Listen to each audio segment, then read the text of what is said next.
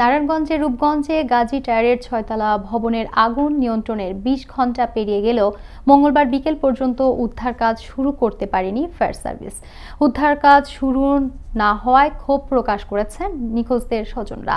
এ পর্যন্ত 176 জন নিখোঁজের দাবি জানিয়েছেন তারা। এদিকে আগুনের ঘটনায় অতিরিক্ত জেলা ম্যাজিস্ট্রেট হামিদুর রহমানকে প্রধান করে 8 সদস্যের তদন্ত কমিটি গঠন করা হয়েছে।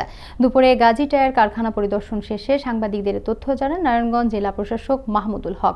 খুব দ্রুত উদ্ধার কাজ শুরু করা হবে বলেও জানান তিনি। দীর্ঘ সময় আগুনের কারণে ভবনটি ধসের সম্ভাবনা রয়েছে বলেও জানিয়েছে ফায়ার সার্ভিস। আমরা এ পর্যন্ত 14 জনকে উদ্ধার করতে পেরেছি গত রাত থেকে আজ সকাল পর্যন্ত, এবং তাদেরকে আমরা তাদের স্বজনের নিকট পাঠিয়ে দিয়েছি। যারা টুকটাক মাইনর ইনজুরি ছিল তাদেরকে প্রাথমিক চিকিৎসা দিয়ে ছেড়ে দেওয়া হয়েছে। তাদের মধ্যে একটা পর্যায়ে হয়তো সেটা এক্সপ্লোশনটা সৃষ্টি হয় বা কেউ ফায়ার করে, এই ধরনের একটা হিয়ারসে আমরা কথা শুনেছি।